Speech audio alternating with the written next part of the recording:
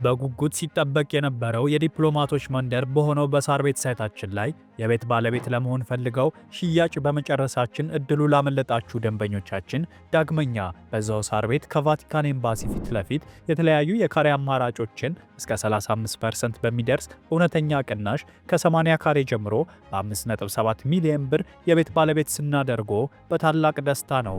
በተጨማሪም ቤተ መንግስት አቅራቢያ ያደረገውና የብዙሃኖች ትዝታ በያዘው በአቧሬ አዲሱ ሳይታችን ላይ ከባለ አንድ መኝታ ጀምሮ የመኖሪያ ቤቶችንና የንግድ ሱቆችን ደግሞ ከፈለጉ በኢንዱስትሪ መንደር በሆነው በገላን ባወጣረው ትልቅ የገበያ ማዕከላችን ላይ በጠቅላላ ዋጋ ከ2.6 ሚሊዮን ብር ጀምሮ የሱቅ ባለቤት ይሁኑ።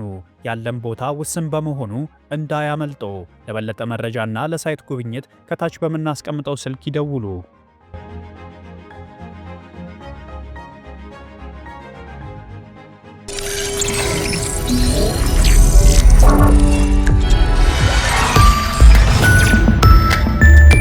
ይህ አዋዜ ነው። የዕለቱን ዋና ዋና ጉዳዮች እንመለከታለን። በላይ በቀለ ነኝ። በአሜሪካ በተከሰተው ከባድ የበረዶ ወጀብና ቅዝቃዜ ሳቢያም እስካሁን 17 ሰዎች መሞታቸው ተነገረ። የ16 ዓመት ታዳጊን ጨምሮ በኒውዮርክ፣ ቴነሲ፣ ሉዚያናና ቴክሳስን ጨምሮ በተለያዩ ግዛቶች 17 ሰዎች መሞታቸው ተነግሯል። ከ200 ሚሊዮን በላይ ሕዝብ በከፋው የበረዶና ቅዝቃዜ አየር መጠቃቱ ሲነገር ከ1 ሚሊዮን የሚልቁ አሜሪካውያን ከኤሌክትሪክ ኃይል ውጪ መሆናቸው ታውቋል። የውሃና የኤሌክትሪክ መስመሮች በአደገኛው ቅዝቃዜ ከአገልግሎት ውጪ ሆነዋል ነው የሚባለው በተለያዩ ከተሞች። የበረዶ ዝናብና የቅዝቃዜ መጠን እየጨመረ በመሆኑ ሕዝብ ከቤቱ እንዳይወጣ ማስጠንቀቂያ ሲሰጥ እስካሁን ቢያንስ በ8 ግዛቶች የአስቸኳይ ጊዜ አዋጅ ተደንግጓል። ቴክሳስ፣ አላባማ፣ ቴነሲና ኒውዮርክን በመሳሰሉ ግዛቶች ትምህርት ቤቶችና መስሪያ ቤቶች ሲዘጉ የንግድ እንቅስቃሴውም በአብዛኛው መቆሙን ዘገቦች አመልክተዋል። ከ15,000 በላይ የአውሮፕላን በረራዎች መሰረዛቸው ታውቋል። ከሞቱት 17 ሰዎች መካከል 5ቱ ኒውዮርክ ከተማ መሆናቸውን ከንቲባ ዞራን ማምዳኒ ገልጸዋል።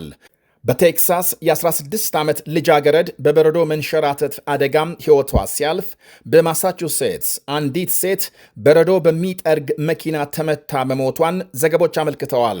በካንሳስ ከተማ ደግሞ ሌላ ሴት ከቅዝቃዜ ጋር በተያያዘ ሕይወቷ ማለፉ ተነግሯል።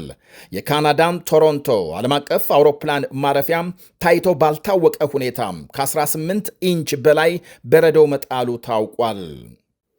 በማዕከላዊ ሜክሲኮ ታጣቂዎች በአንድ እግር ኳስ ሜዳ በፈጸሙት ጥቃት ከ11 በላይ ሰዎች መገደላቸው ተሰማም። ሳላማንካ በተባለች ከተማም ማንነታቸው ያልታወቀ ታጣቂዎች በእግር ኳስ ሜዳው በተሰባሰቡ ሰዎች ላይ ተኩስ መክፈታቸውን የዓይን እማኞች ገልጸዋል።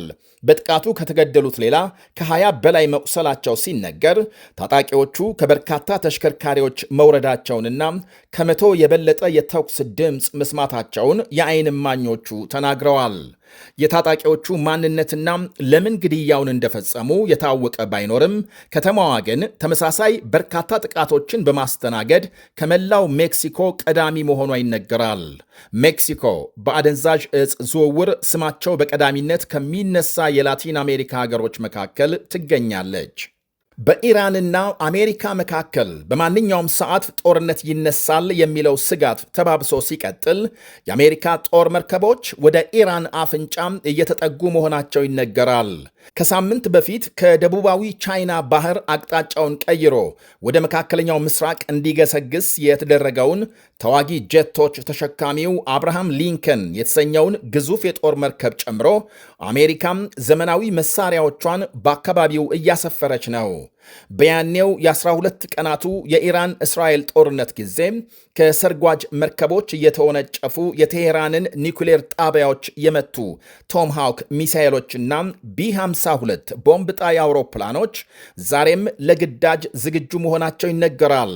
አሁን ምሽግ የገቡት የኢራን ጠቅላይ መሪ አያቶላህ አሊ ካማኒ ከስልጣን እንዲወርዱ ይፈልጉ እንደሆነ ፕሬዝዳንት ትራምፕ ተጠይቀው ወደዚያ መሄድ አልፈልግም፣ ምን እንደምንፈልግ የኢራን መሪዎች ያውቃሉ፣ በሰላማዊ ሰልፈኞች ላይ ከፍተኛ ግድያ ፈጽመዋል በማለት መልሰዋል። አሜሪካም ለ10 ዓመታት በመካከለኛው ምስራቅ በሚገኙ ወታደራዊ ጣቢያዎቿ የተለያዩ ዘመቻዎች ስትፈጽም ቆይታለች። መካከለኛው ምስራቅ ላይ ጊዜያዊና ቋሚ በሆኑ 19 ጦር ሰፈሮች እስከ 50,000 ሰራዊት እንዳላት ይነገራል። ከ19ኙ ጦር ሰፈሮች 8ቱ ቋሚ ሲሆኑ እነርሱም ባህሬን፣ ግብፅ፣ ኢራቅ፣ ዮርዳኖስ፣ ኩዌት፣ ኳታር፣ ሳውዲ አረቢያና የተባበሩት አረብ ኤምሬትስ ይገኛሉ ነው የሚባለው። አሜሪካም ለመጀመሪያ ጊዜ ወታደሮቿን በመካከለኛው ምስራቅ ያሰፈረችው እንደ ፈረንጆቹ አቆጣጠር በ1958 ወደ ቤይሩት ተዋጊ ኮማንዶዎቿን በላከችበት ጊዜ እንደነበርና በዚያው በሊባኖስ 15,000 የባህር ኃይልና እግረኛ ወታደሮች ማስፈሯን መረጃዎች ያሳያሉ።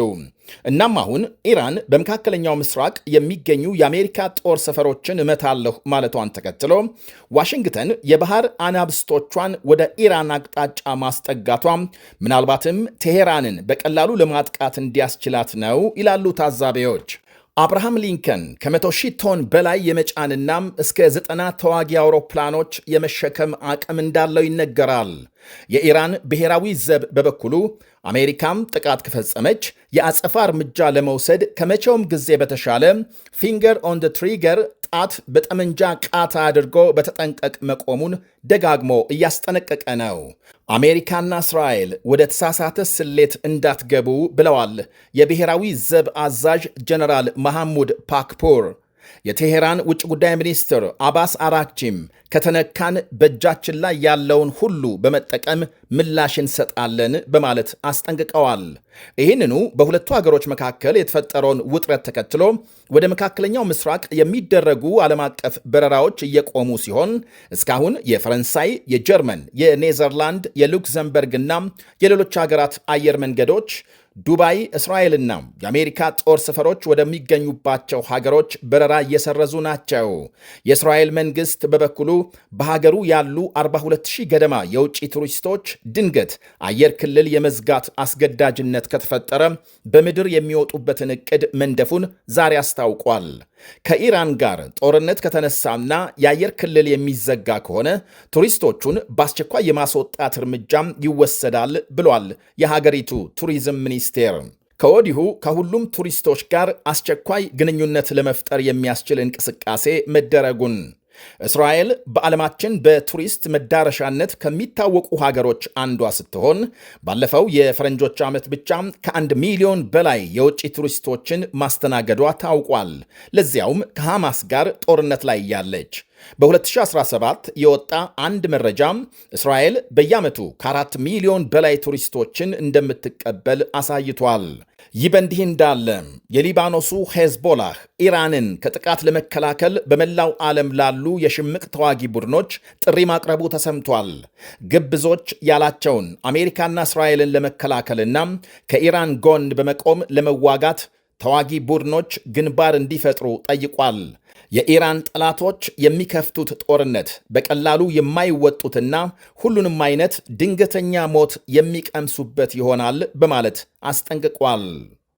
በአሜሪካ ሚኒሶታ ግዛት በአይስ ወታደሮች የተፈጸመው የአንድ አሜሪካዊ ግድያም ከፍተኛ ሀገር አቀፍ ውግዘትና ተቃውሞ አስነስቷል።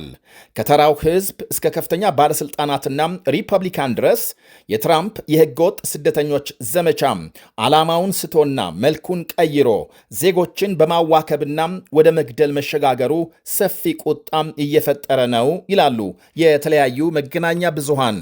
የቀድሞ ፕሬዝዳንት ባራክ ኦባማና ባለቤታቸው በጋራ ባወጡት መግለጫም የ37 ዓመቱ ነርስ የአሌክስ ብሬዲ ግድያ እጅግ ልብ ሰባሪ እንደሆነም ገልጸዋል። የፌዴራል ወታደሮች ተልዕኳቸውን በአግባቡ መወጣትና መስራት ሲጠበቅባቸው አሁን እየታየ ያለው ተግባር ከተሰጣቸው ኃላፊነት የሚቃረን ነው ሲሉ ተችተዋል። ይሄ ለአሜሪካውያን የማንቂያ ደውል ነው ብለዋል ኦባማ። የትራምፕ አስተዳደር ራሱን ሊፈትሽ እንደሚገባም፣ ሰላማዊ ሰልፍ የዲሞክራሲያችን ዋነኛ አካል ነው በማለትም አክለዋል። የኒውዮርክ ገዢ ካቲ ሆቹል በበኩላቸው የደህንነት ሚኒስትሯም ክሪስቲ ኖም ስራቸውን በፈቃዳቸው እንዲለቁ ጠይቀው ሚኒስትሯም በንጹህ አሜሪካውያን ላይ የሚፈጸሙ ግድያዎችን ማስቆም እንዳልቻለች ወይም እንዳልፈለገች በግልጽ እያየን ነው ብለዋል። ሌሎች በተዋረድ ያሉ ኃላፊዎችም ከኃላፊነት ሊነሱ እንደሚገባም ፕሬዝዳንት ትራምፕ የአሌክስ ግድያን ተከትሎ ያለውን ሁኔታ እየመረመሩ መሆናቸውን ገልጸዋል። ቅዳሜ ዕለት ለተቃውሞ የወጣውን አሌክስን መሳሪያ ታጥቋል በማለት ወታደሮች ተረባርበው መሬት ከጣሉት በኋላም ተኩሰው መግደላቸው ይታወቃል። የትራምፕ አስተዳደር ግን ሟች በታጠቀው መሳሪያም ወታደሮችን ለመምታት ሲሞክር ነው የተገደለው በማለት ቢከላከልም የፎቶና የቪዲዮ ማስረጃዎች ግን ወታደሮቹ ግድያውን ለመፈጸም የሚያበቃ ምንም ምክንያት እንዳልነበራቸው አሳይተዋል። ከሪፐብሊካን ሳይቀር የሕዝብ ቁጣ መባባሱን ተከትሎ ትራምፕ የድንበር ጉዳዮች ሹማቸውን ሌሊቱን ወደ ሚኒሶታ እንደሚልኩ አስታውቀዋል። ኃላፊው አስፈላጊውን ሪፖርት አሰባስበው እንዲመጣም ትዕዛዝ መስጠታቸውን። በሌላ በኩል በሚኒያፖሊስ የአይስ ዘመቻን ለመገደብ የሚያስችል ክርክር ለፌዴራል ፍርድ ቤት መቅረቡ ሲታወቅ ዳኞች ከከተማው አስተዳደር የቀረበውን አቤቱታና ክርክር ማዳመጥ ጀምረዋል። ትራምፕና የሚኒሶታ ገዢ ማምሻውን በስልክ ያወሩ ሲሆን ግድያው እንዲጣራና የወታደሮች ቁጥር እንዲቀንስ ከመግባባት መድረሳቸው ተነግሯል። ይህ አዋዜ ነው። በጉጉት ሲጠበቅ የነበረው የዲፕሎማቶች መንደር በሆነው በሳር ቤት ሳይታችን ላይ የቤት ባለቤት ለመሆን ፈልገው ሽያጭ በመጨረሳችን እድሉ ላመለጣችሁ ደንበኞቻችን ዳግመኛ በዛው ሳር ቤት ከቫቲካን ኤምባሲ ፊት ለፊት የተለያዩ የካሬ አማራጮችን እስከ 35% በሚደርስ እውነተኛ ቅናሽ ከ80 ካሬ ጀምሮ በ5.7 ሚሊዮን ብር የቤት ባለቤት ስናደርጎ በታላቅ ደስታ ነው። በተጨማሪም ቤተ መንግስት አቅራቢያ ያደረገውና የብዙሃኖች ትዝታ በያዘው በአቧሬ አዲሱ ሳይታችን ላይ ከባለ አንድ መኝታ ጀምሮ የመኖሪያ ቤቶችንና የንግድ ሱቆችን ደግሞ ከፈለጉ በኢንዱስትሪ መንደር በሆነው በገላን ባወጣነው ትልቅ የገበያ ማዕከላችን ላይ በጠቅላላ ዋጋ ከ2.6 ሚሊዮን ብር ጀምሮ የሱቅ ባለቤት ይሁኑ። ያለን ቦታ ውስን በመሆኑ እንዳያመልጦ። ለበለጠ መረጃና ለሳይት ጉብኝት ከታች በምናስቀምጠው ስልክ ይደውሉ።